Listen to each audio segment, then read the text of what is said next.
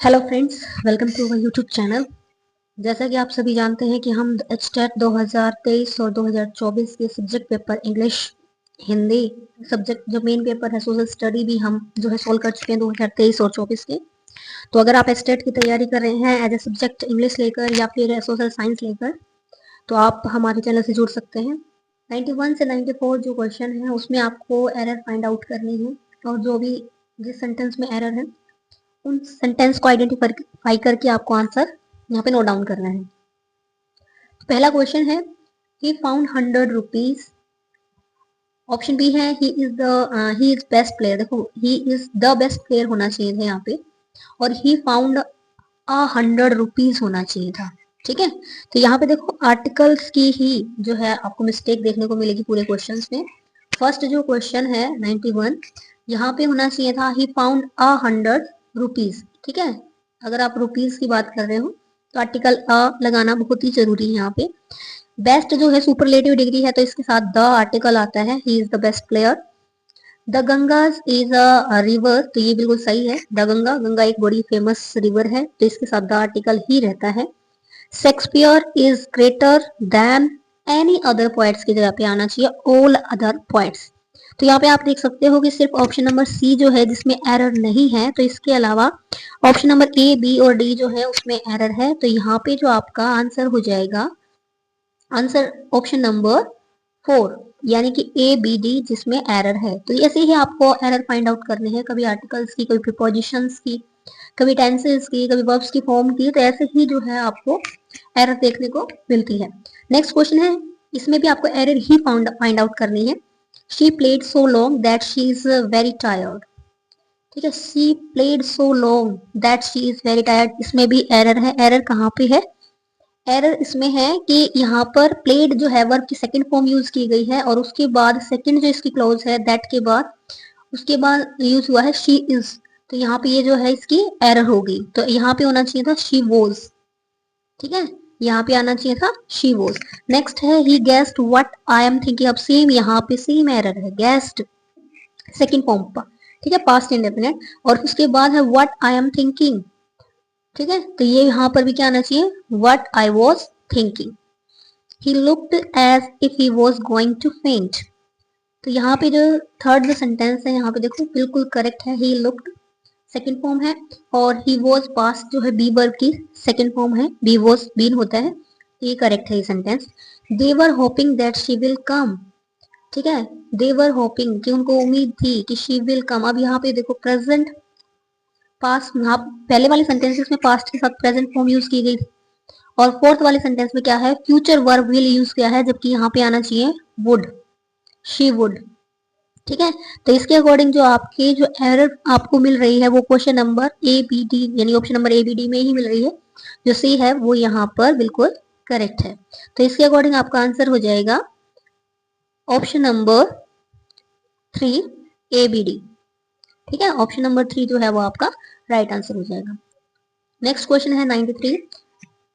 First option है the manager was angry on workers behaviour. यहाँ पे जो ऑन प्रीपोजिशन है वो यहाँ पे करेक्ट नहीं है, क्योंकि ऑन प्रीपोजिशन हम यूज करते हैं जब कोई भी ऑब्जेक्ट या कोई भी जब सरफेस टू सरफेस उसका कनेक्शन होता है, ठीक है, जो कहीं पर रखी होती है वहां पे हम ऑन यूज करते हैं। तो यहाँ पे आना चाहिए अबाउट। ठीक है, ये जो मैनेजर है वो किस लिए गुस्सा है, बिहेवियर को लेकर, जो वर्कर्स हैं, तो यहाँ पे आएगा अबाउट द वर्कर्स बिहेवियर। ठीक है, नेक्स्ट सेंटेंस देखते हैं। नेक्स्ट सेंटेंस है the manager was angry with the workers. ये बिल्कुल ठीक है। She is not accustomed to eating Indian food as she is from England.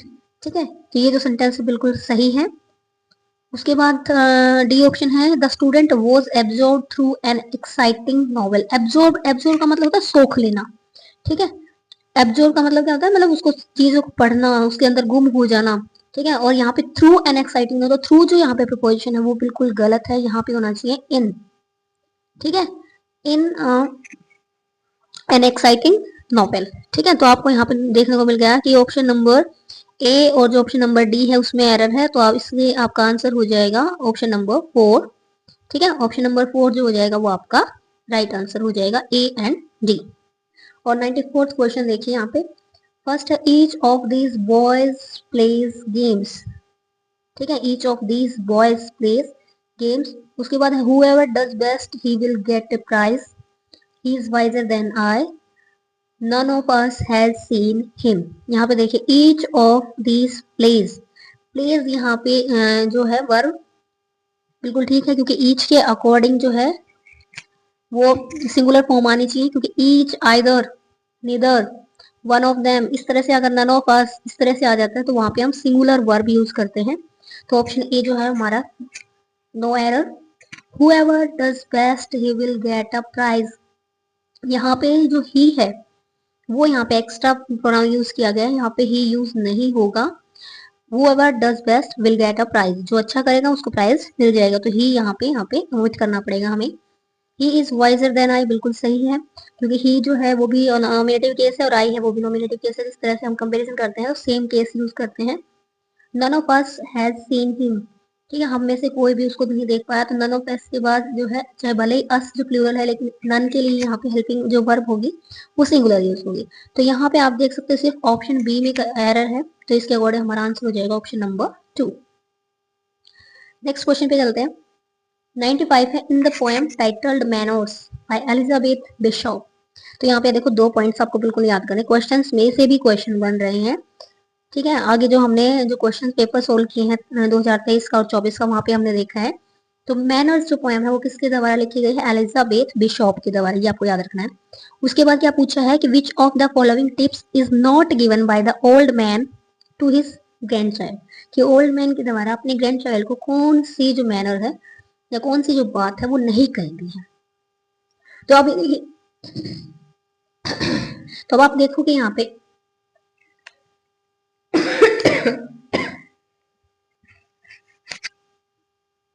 तो यहाँ कौन कौन सी जो जानकारियां हैं वो ग्रैंड चाइल्ड को दी गई हैं। ऑप्शन नंबर 1 देख लेते हैं, be sure to remember to always speak to everyone you meet.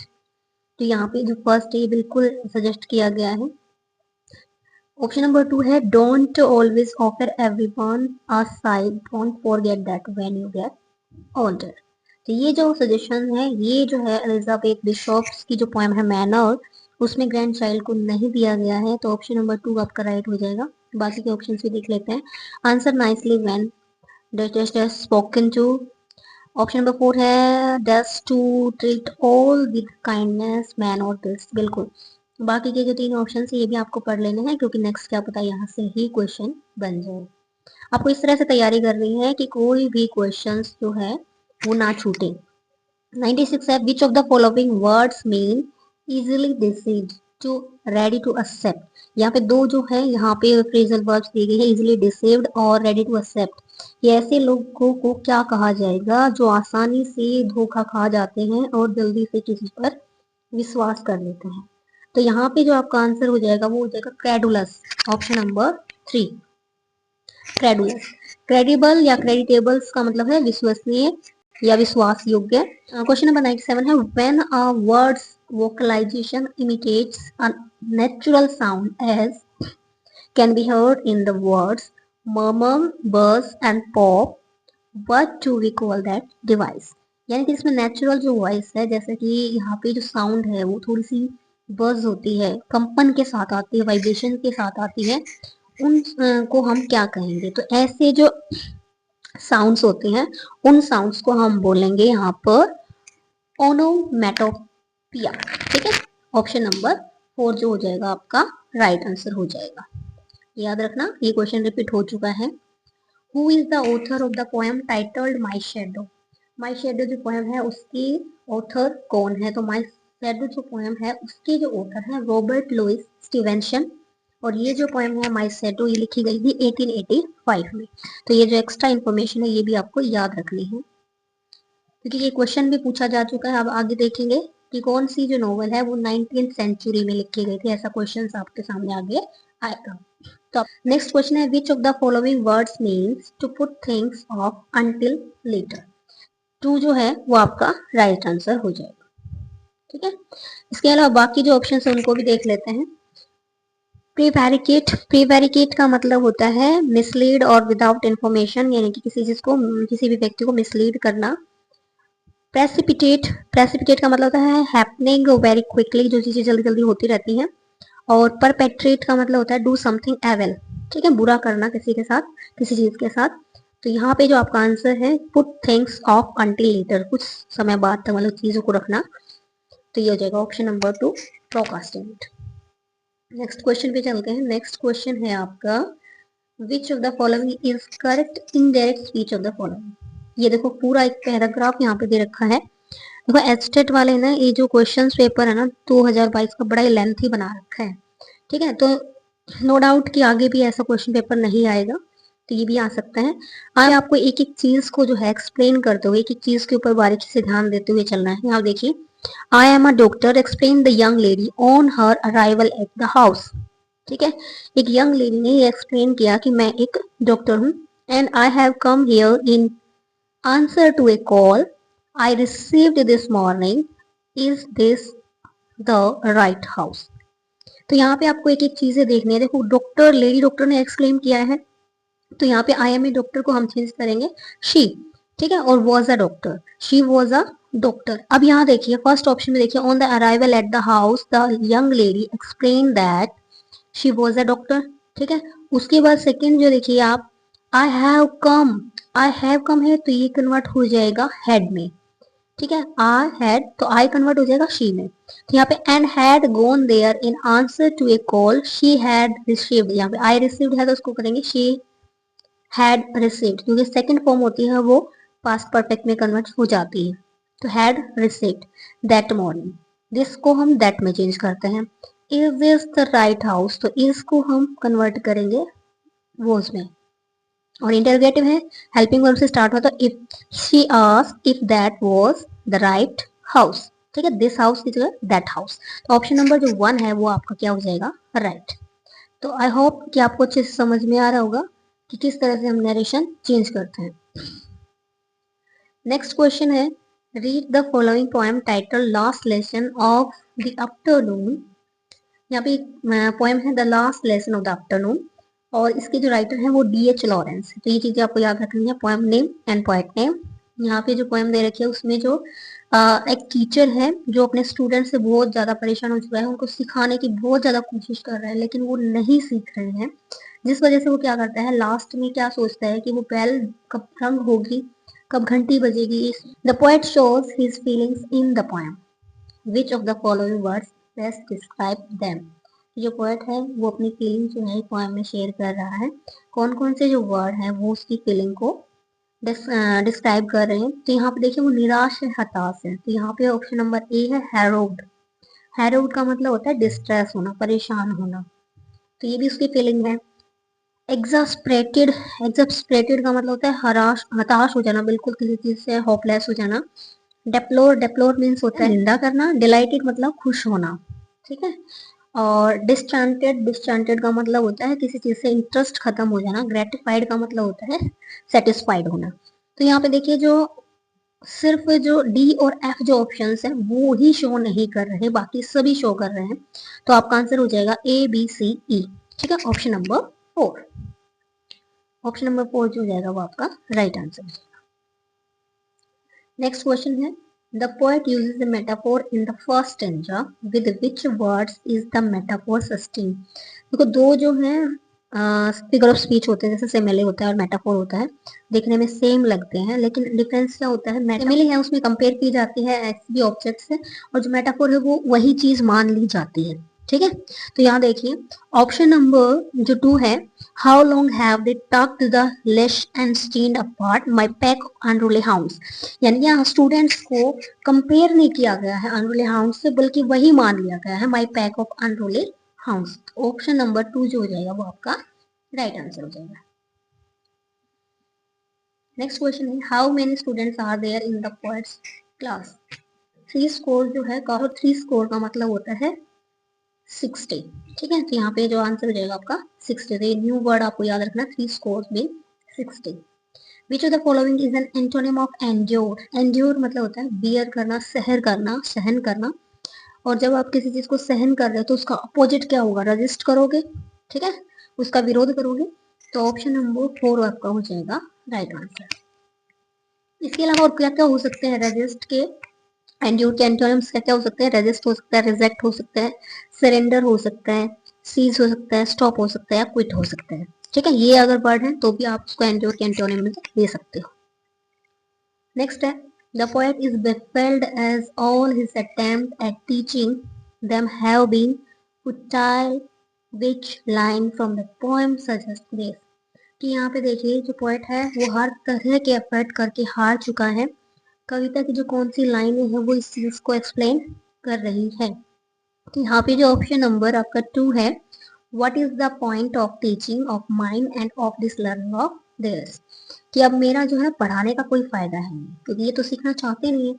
तो ऑप्शन नंबर 2 हो जाएगा, वो राइट आंसर हो जाएगा। आई होप आप तो सीखना चाहते हैं, इसलिए वीडियो को प्लीज लाइक करें, शेयर करें। 106 है, which of the following line suggest that poet is disillusioned with his work, कि क्वेश्चन नंबर 6 में कि कौन कौन सी जो लाइनें हैं कविता से वो ये बता रही हैं कि कवि जो है वो अपने काम से भटक चुका है। ऑप्शन नंबर ए है when will the bell ring and this fairness, बिल्कुल ये भी है कि वो हमेशा जो है अभी कवि सिर्फ इतना वेट कर रहा है कि कब बेल लगेगी। ऑप्शन नंबर बी है how long have they tugged the leash and stand upon, कि वो दूसरा है कि वो जितनी चाहे जितनी कोशिश करेगा लेकिन इस चीज को सॉल्व करके रहेगा। ऑप्शन नंबर सी है I can hall them and अर्ज देम नो मोर, सी में बताया गया कि वो अब ज्यादा जो है सहन नहीं कर पाएगा इनको। ऑप्शन नंबर डी है my last year fuel of life to reap on my soul, I will not waste my soul and my strength for this. उसके बाद ऑप्शन नंबर 5 में कहता है कि मैं अपनी सोल को या अपनी स्ट्रेंथ को इनके लिए वेस्ट नहीं करूंगा। तो ऑप्शन नंबर 4 जो है वो आपका राइट आंसर हो जाएगा, ए सी ई। ठीक है, नेक्स्ट क्वेश्चन है which line in the poem means to waste one's time trying hard to accomplish something that is completely hopeless, कि कौन सी जो लाइनें हैं वो ये बता रही हैं कि किसी भी चीज से जब उम्मीद नहीं होती है तो उसके लिए मेहनत करने का कोई फायदा नहीं होता है। तो ऑप्शन नंबर 3 जो है वो इस चीज को यहाँ पे एक्सप्लेन कर रहे हैं, why should we beat our heads against the wall, कि क्यों हमें अपने सिर को दीवार के साथ मारना चाहिए जबकि कुछ फायदा नहीं होने वाला है। तो ऑप्शन नंबर 3 आपका हो जाएगा right answer. In the second stanza it is the dash of the student that angers the poet, कि जो सेकेंड स्टेंजा है उसमें आपको ये बताना है कि कौन सी जो लाइन है वो ये बताती है कि जो कवि है वो स्टूडेंट से गुस्सा है। ठीक है, तो यहाँ पे इसको कंप्लीट करेंगे तो इसका ऑप्शन नंबर 1 हो जाएगा स्लॉपीनेस। ठीक है, ऑप्शन नंबर 1 इसका राइट आंसर हो जाएगा। नेक्स्ट क्वेश्चन पे चलते हैं। नेक्स्ट क्वेश्चन है which of the following not a synonym of indifference, indifference का मतलब होता है उदासीन हो जाना। तो अपैथी, रेकलेसनेस और क्लॉसनेस ये तीनों ही जो है इनडिफरेंस के सिनोनिम है, जबकि जो झील है वो इनडिफरेंस का इंटोनिम है। तो आपका राइट आंसर हो जाएगा ऑप्शन नंबर 3। नेक्स्ट क्वेश्चन पे चलते हैं 110, what is an abyss, abyss का क्या मतलब है? तो डीप और seemingly bottomless chasm of an immeasurable depth. ठीक है, इमेजरेबल डेप्थ। तो ऑप्शन नंबर 1 जो है वही आपका राइट आंसर है, बॉटमलेस यानी कि अथाह। ठीक है, अथाह जिसका कोई भी तल नहीं होता है उसको हम बोलेंगे एबिश। नेक्स्ट क्वेश्चन है 111, which of the two words given below are synonyms, ये कौन से दो वर्ड्स हैं जो सिनोनिम्स हैं? तो option number A and option number D ये आपके क्या है सिनोनिम है, शन एंड शंट दोनों का क्या होता है सेम मीनिंग होता है। तो ऑप्शन नंबर 3 जो हो जाएगा वो आपका राइट आंसर हो जाएगा। नेक्स्ट क्वेश्चन पे चलते हैं, in which of the following sentences are gerund और gerundial phrase is not used। अगर आप हमारी वीडियो को लगातार देख रहे हैं तो आपको पता होगा कि मैं पहले वाली वीडियोस में बता चुकी हूँ कि gerund क्या होता है। gerund क्या होता है कि जो वर्ब होती है उसके साथ ing लगा होता है और उसको एज ए नाउन यूज करते हैं, यानी कि v1 प्लस ing को हम क्या कहेंगे gerund कहेंगे जब वो एज ए नाउन या नाउन फ्रेज की तरह यूज किया जाता है। Finding a good job is becoming more and more difficult nowadays. तो यहाँ पे फाइंडिंग अ गुड जॉब जो है एक जनरल फ्रेज है जो उसके बाद ऑप्शन नंबर 2 है spreading rumour is an anti social activity. Spreading यहाँ पे ऐसे वर्ब यूज हुआ है, नॉट नाउन। उसके बाद है the slamming of the door had aroused mother. Slamming the door ये भी एक जनरल फ्रेज है। Loudly knocking at the gate he demanded admission. तो loudly knocking at the gate ये भी एक जनरल फ्रेज है। तो यहाँ पे जो ऑप्शन नंबर 2 हो जाएगा वो आपका राइट आंसर हो जाएगा, जहाँ पे ऐसे वर्ब यूज हुआ है, जिरंड या जिरंडियल फ्रेज की तरह यूज नहीं हुआ है। नेक्स्ट क्वेश्चन है the story coachman Ali is originally written in. जो कोचमैन अली है वो ओरिजिनली जो है रिटन है इन गुजराती। तो ऑप्शन नंबर 3 जो हो जाएगा आपका राइट आंसर। उसके अलावा आपको ये भी पता होना चाहिए कि कोचमैन अली जो है वो लिखी किसने है, इसके ऑथर कौन है। तो इसके जो ऑथर हैं वो हैं जिनको हम एज ए पैन नेम धूमकेतु के नाम से जानते हैं, और फुल जो उसका ओरिजिनल नेम है गौरी शंकर गोवर्धन। ठीक है, गोवर्धन राम जो है वो इसके ऑथर हैं। इन्होंने 1923 में जो ये कोचमैन अली जो है ये स्टोरी जो है राइट की थी। तो ये चीजें भी आपको याद रखनी है। उसके बाद नेक्स्ट क्वेश्चन पे हम चलते हैं। नेक्स्ट क्वेश्चन है आपका question number 114। Which of the following sentence has an adjective clause. ठीक है, कौन सा जो सेंटेंस है जिसमें एडजेक्टिव क्लॉज है। तो यहाँ पे ऑप्शन नंबर जो 2 है the elephant which is chained. क्योंकि जो एलिफेंट है उसकी क्वालिटी क्या बताएगी, उसकी विशेषता क्या बताएगी, जो चेन से बंधा हुआ है, बिलोंग्स टू टेम्पर। तो ऑप्शन नंबर 2 जो है उसमें एडजेक्टिव क्लॉज है। ऑप्शन नंबर 1 में देखा जाए the book with the red sleeves fell to the ground, यहाँ पे नाउन क्लॉज है। ऑप्शन नंबर 3 में the artist is painting of the sea. ठीक है, यहाँ पे भी नाउन है, जो है उसकी पेंटिंग के बारे में नाउन क्लॉज है। Those hills in the distance from the border between the two countries, वो जो पहाड़ियां हैं ये भी नाउन क्लॉज है। तो यहाँ पे ऑप्शन नंबर जो 2 है वो आपका राइट आंसर हो जाएगा, जिसमें एडजेक्टिव क्लॉज है। 115 है in Rabindranath Tagore's poem where the mind is without fear dead habit refers to. यहाँ पे देखो पोएम नेम है where the mind is without fear. ठीक है, इसके राइटर कौन है, रविंद्रनाथ टैगोर। तो ये चीजें आपको याद रखनी है। उसके बाद डेड हैबिट्स किसको कहा है, डेड हैबिट्स उन्होंने कहा है मीनिंगलेस कन्वेंशन। जो in the poem everyone sang what comparison does the poet Siegfried Sassoon make in the first stanza. ठीक है, यहाँ पे जो पोएट है सिज फ्राइड सेसोन जो है उनकी लिखी हुई एक पोएम है एवरीवन संग। तो ये भी याद रख लेना आपको, क्योंकि हो सकता है नेक्स्ट पेपर में आपको एवरीवन संग जो पोएम के राइटर या ऑथर के बारे में पूछ ले। तो यहाँ पे ऑप्शन नंबर 1 है the poet compares everyone singing to the cackling of the geese। या option number 2 the poet compares the feeling of delight experienced by the people to the joy of freedom felt by the birds who are released from the prison. तो according to the जो poem है उसके according जो हमारा answer है वो option number 2 ही रहेगा। ठीक है, तो ये आपको अच्छे से कर लेना है। नेक्स्ट क्वेश्चन पे चलेंगे। देखो वीडियो हमारी लंबी होती जा रही है, क्यों हो रही है वीडियो हमारी लंबी, क्योंकि हम एक्सप्लेनेशन के साथ कर रहे हैं, एक्स्ट्रा फैक्ट्स के साथ कर रहे हैं, मोर जो क्वेश्चंस और भी बन सकते हैं उनके बारे में भी बात कर रहे हैं। तो आप वीडियो को ध्यान से देखेंगे तो आपको 99% जो है बेनिफिट इससे मिलने वाला है। Which of the following groups of words is opposite to each other. किन में से कौन से जो ग्रुप ऑफ वर्ड्स हैं वो एक दूसरे के अपोजिट है। लेक्वेस और टॉकेटिव दोनों ही सिनोनिम्स हैं, दोनों का सेम मतलब होता है। टॉकेटिव मतलब बहुत ज्यादा बातचीत करने वाला, ऐसे ही लोकेसिस का मतलब होता है बहुत ज्यादा बातचीत करने वाला। गुलिबल और शेर, गुलिबल क्या होता है, इजीली डिसीव्ड पर्सन। ठीक है, जो हमने क्रेडुलस पढ़ा था, गुलिबल भी उसी का सिनोनिम हो सकता है, इजीली डिसीव्ड कर सकते हैं। शेर्ड होता है तेज तर्रार, यानी बिल्कुल पॉइंट पे बात करने वाला। ऑप्शन नंबर 3 है पंपस और कंसिटेड। पंपस और कंसिटेड दोनों ही सिमिलर है। ऐसे है एरुडाइट और स्कॉलरली, ये भी दोनों क्या है, सिमिलर है, सेम मीनिंग है, सिनोनिम। तो ऑप्शन नंबर जो 2 है गुलिबल एंड श्रेव्ड, ये आपका क्या हो जाएगा राइट आंसर। दोनों क्या है, एक दूसरे के अपोजिट है। नेक्स्ट क्वेश्चन है 118 विच of the following sentences has an adverb close. इससे पहले जो क्वेश्चन आया था एडजेक्टिव क्लोज, अब पूछा है एडवर्ब क्लोज। ठीक है, जहाँ पे एडवर्ब यूज हुआ होगा, यानी कि एडवर्ब क्या होते हैं, वो वर्ड्स होते हैं जो वर्ब को क्वालिफाई करते हैं, एडजेक्टिव को भी वो क्वालिफाई कर सकते हैं, और साथ साथ अपने आप के बारे में भी और अधिक जानकारी दे सकते हैं। तो उनको हम क्या बोलते हैं, एडवर्ब। तो यहाँ पे जो क्वेश्चन नंबर 118 है, यहाँ पे एडवर्ब क्लोज होगी option number 3, the children went to the park after they had their lunch. कि जो बच्चे हैं वो अपना लंच करने के बाद, यानी जो वर्ब है उसको क्वालिफाई किया जा रहा है कि लंच करने के बाद ही वो कहाँ जाएंगे, गए हैं, पार्क में गए। नेक्स्ट क्वेश्चन है, fill in the blank in the given sentence with one of the words that fits best. ठीक है, यहाँ पे कौन सा जो वर्ड है वो यहाँ पे फिट बैठ रहा है चार ऑप्शंस में से।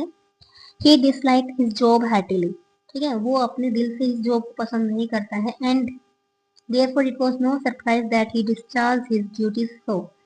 ठीक है, कि इसमें कोई सरप्राइज नहीं, हैरानी की बात नहीं है कि उसको उसकी ड्यूटी से डिस्चार्ज कर दिया। इसलिए डिस्चार्ज कर लिया क्योंकि वो काम ठीक से नहीं कर रहा था। पर पंक्चुअली जो हो जाएगा इसका आंसर हो जाएगा, ऑप्शन नंबर 1 जो हो जाएगा इसका आंसर हो जाएगा। परपेंडिकुलर मतलब आसानी से जॉब से निकाला जा सकता है क्योंकि वो खुद ही अपना काम ठीक से नहीं कर रहा है। Which of the following stories is not written by Oscar wild.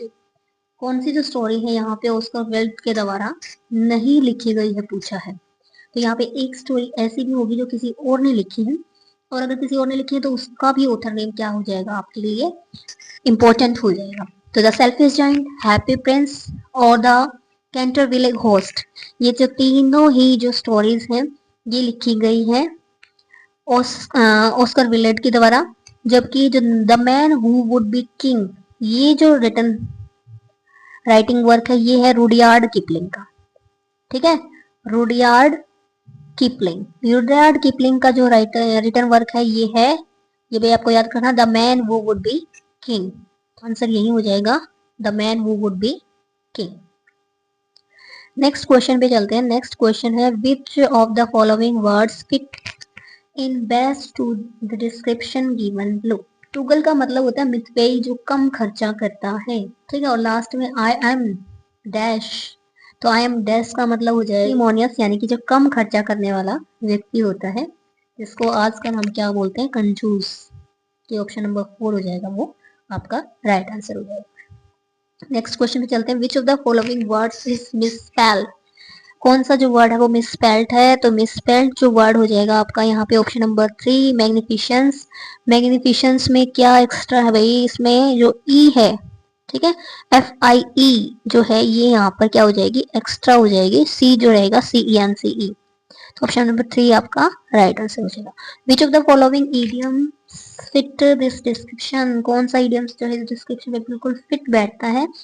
A person who selfishly prevents others from using, enjoying or profiting from something even though she cannot use or enjoy it himself।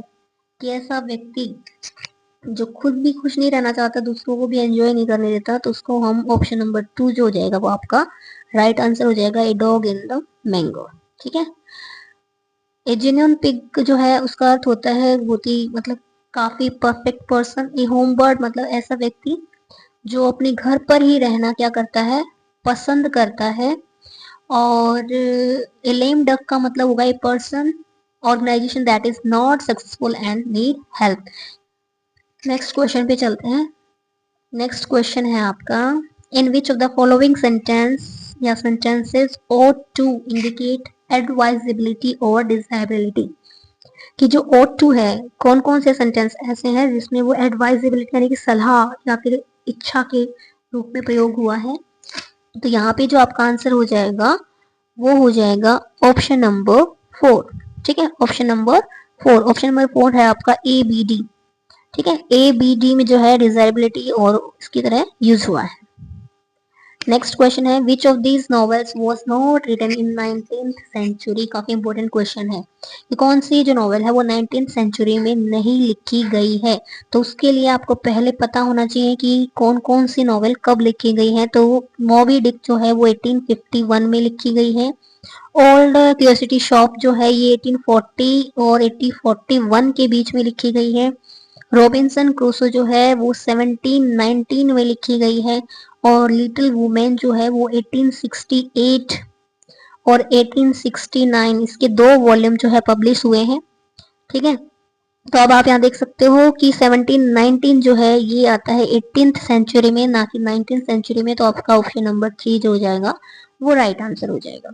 ठीक है, next question पे चलते हैं। Next question है match the following with their writer. Vikram Seth, Vikram Seth जो है वो writer है भाई गोल्डन गेट जो स्टोरी के, जो उनकी नॉवेल है। वीएस नायपॉल जो है वो ए हाउस फॉर मिस्टर विश्वास। Amartya Sen the argumentative Indian. और अरुंधति रॉय हो जाएगी the ministry of utmost happiness.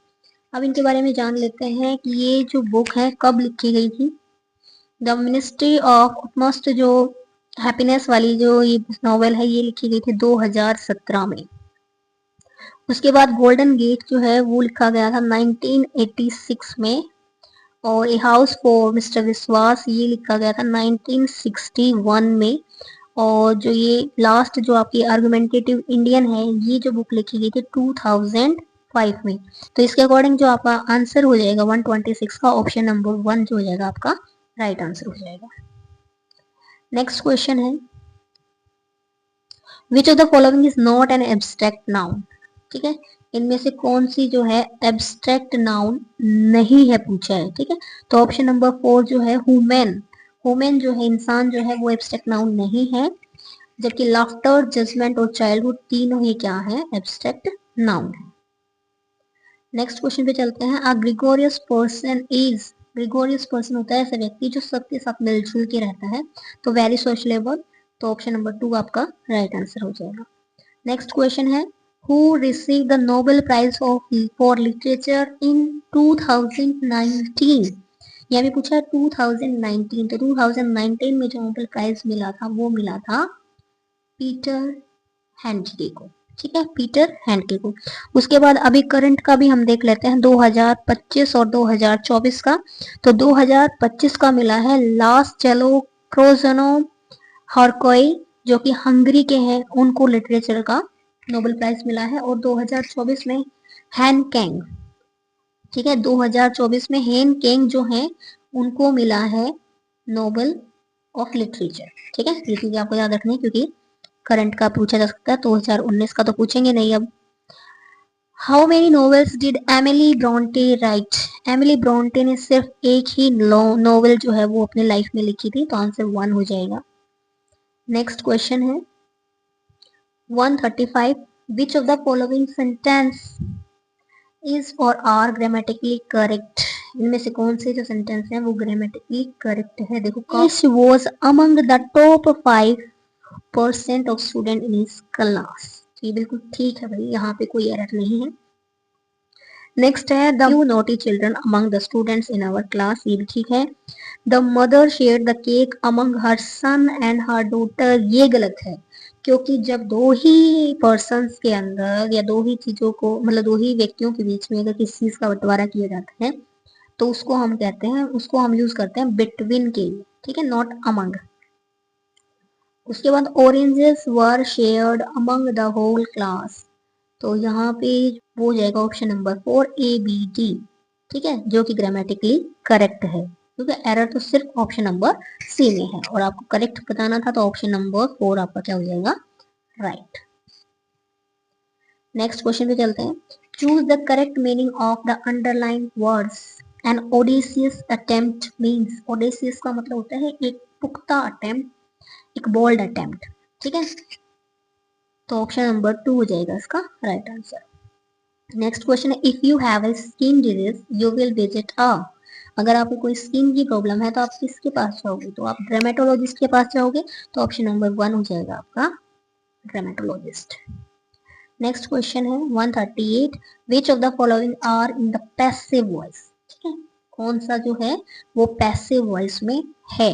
तो यहाँ पे आप देखिए कि ऑप्शन नंबर ए है रियोटिंग वर्कर्स आर आइडेंटिफाइड, तो ये भी पैसिव में है। वर आइडेंटिफाइड, वैसे वर के साथ वर्ब के फर्स्ट फॉर्म प्लस ING आता है एक्टिव वॉइस में, और पैसिव वॉइस में थर्ड फॉर्म यूज हुई है, तो इट मीन ये पैसिव वॉइस में। द लिविंग रूम इज, इसके बाद भी कॉन्टिन्यूस फॉर्म आती है लेकिन यहाँ पे थर्ड फॉर्म स्वेप्ट यूज हुई है, पैसिव में है। The class photograph will be taking होता है अगर यहाँ पे फ्यूचर कॉन्टिन्यूस होता है लेकिन टेकन है तो ये भी पैसिव में है।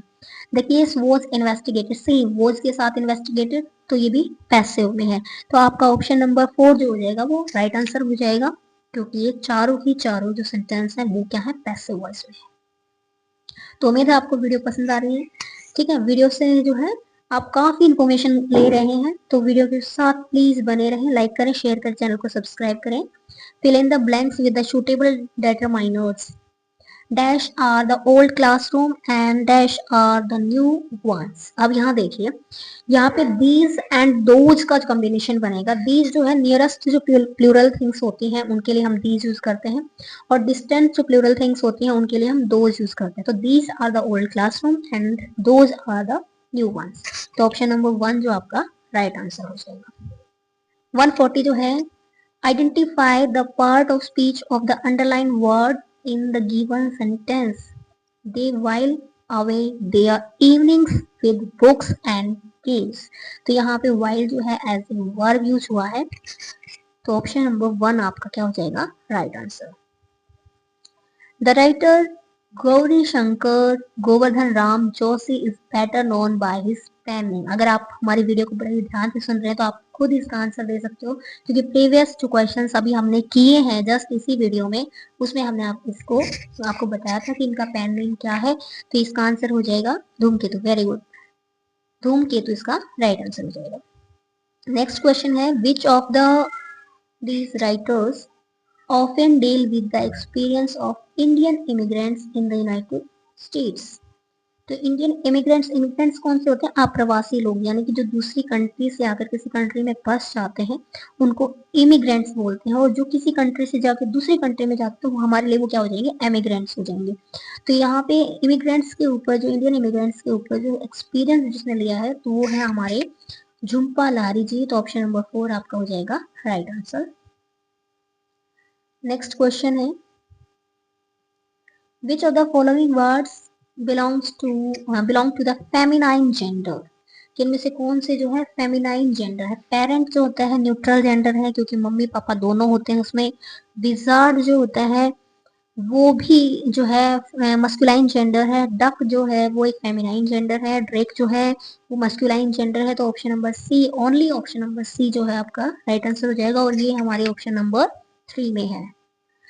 नेक्स्ट क्वेश्चन पे चलते हैं, identify the verbs verb phrase in the following sentence. कि option number 1 was searching, dug, steered और recommenced। ऑप्शन नंबर 1 आपका राइट आंसर हो जाएगा। नेक्स्ट क्वेश्चन पे चलते हैं, in which of the following sentences in the ing word is used as an adjective। देखो gerund की तरह हम कब यूज करते हैं? जब एज ए नाउन यूज करते हैं V1 प्लस आई को, और जब V1 प्लस आई एडजेक्टिव की तरह यूज होता है तो उसको हम बोलते हैं प्रेजेंट पार्टिसिपल। तो आपको याद रखना है। तो यहाँ पे पूछा है प्रेजेंट पार्टिसिपल, यहाँ पे ये भी पूछ सकता था कि इनमें से कौन सा प्रेजेंट पार्टिसिपल की तरह यूज हुआ है। ठीक है, एडजेक्टिव ना बोल के, क्योंकि जब हम V1 प्लस आई को एज एडजेक्टिव यूज करते हैं तो उसको बोलते हैं प्रेजेंट पार्टिसिपल। तो यहाँ पे जो आपका आंसर हो जाएगा option number 3, he showed us some exciting photograph. तो फोटोग्राफ की क्वालिटी यहाँ पे एक्साइटिंग बताई गई है, तो ऑप्शन नंबर 3 हमारा क्या हो जाएगा right answer. Misogynist is a person who, misogynist वो पर्सन होते हैं जो विमेन से हेट करते हैं, तो हेट्स विमेन। ऑप्शन नंबर 1 आपका हो जाएगा राइट आंसर। नेक्स्ट क्वेश्चन पे चलते हैं, which of the following is are not in the active voice. Just इससे थोड़ी देर पहले हमने क्वेश्चन किया था जिसमें पूछा था कि कौन से पैसिव वॉइस में है, लेकिन यहाँ पे पूछा है कौन से एक्टिव वॉइस में नहीं है। इट मींस हमें यहाँ पर भी पैसिव वॉइस ही बताना है। तो ऑप्शन नंबर ए है, what can not be cured must be endured. ठीक है, कि भाई कौन सी चीज जो है वो क्योर नहीं की जाती लेकिन सहन की जा सकती है। We hope that we shall finish the work in time। shall finish ये पैसिव में नहीं, ये एक्टिव वॉइस में है। This arrangement is to be made by you, made by you ये पैसिव में है। We went to see the launching of the ship ये एक्टिव में है। तो आपने यहाँ पे देखा option number A and option number C जो है वो हमारे पैसिव सेंटेंस है, तो आपका राइट आंसर हो जाएगा ऑप्शन नंबर 2।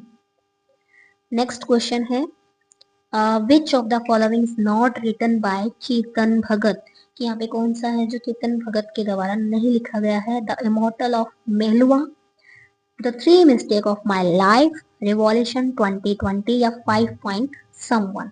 तो यहाँ पे आप देखेंगे कि ऑप्शन नंबर 1 है वो जो है वो लिखा नहीं गया है चेतन भगत के द्वारा। उसके अलावा 3 मिस्टेक, रिवॉल्यूशन 2020 और 5.1 ये तीनों ही जो है वो चेतन भगत की राइटिंग्स हैं। तो यहाँ पे देखो द इमोर्टल ऑफ मेलुआ ये किसने लिखी है, ये लिखी है अमीश त्रिपाठी ने।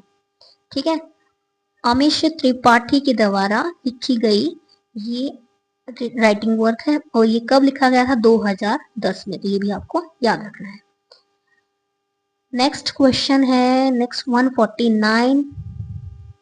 Arrange the adjectives given below in their proper order to fill in the blanks in the given sentence. Hamid bought a, Hamid ने क्या खरीदा, bought a disgusting ill-fitting plastic jacket at the busy local Sunday bazaar.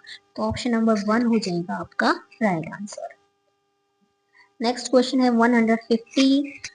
Which of the following sentence is correct, इनमें से कौन सा sentence जो है वो करेक्ट है। His day was long and his hobbies many. तो यहाँ पे जो ऑप्शन नंबर 1 है वही करेक्ट है। तो यहाँ पे ऑप्शन नंबर 1 जो है वो आपका राइट आंसर हो जाएगा। तो उम्मीद है कि आपको वीडियो पसंद आई होगी। वीडियो भले ही लेंथी है लेकिन इंफॉर्मेटिव है। अगर आप एंड तक इस वीडियो को देख रहे तो मैं आपको डेफिनेटली ये कह सकती हूँ कि आपने एचटेट सब्जेक्ट इंग्लिश को 90% कवर कर लिया है। उम्मीद है कि आप हमें ऐसे सपोर्ट करेंगे, वीडियो को लाइक करेंगे, चैनल को सब्सक्राइब करेंगे। Thanks for watching.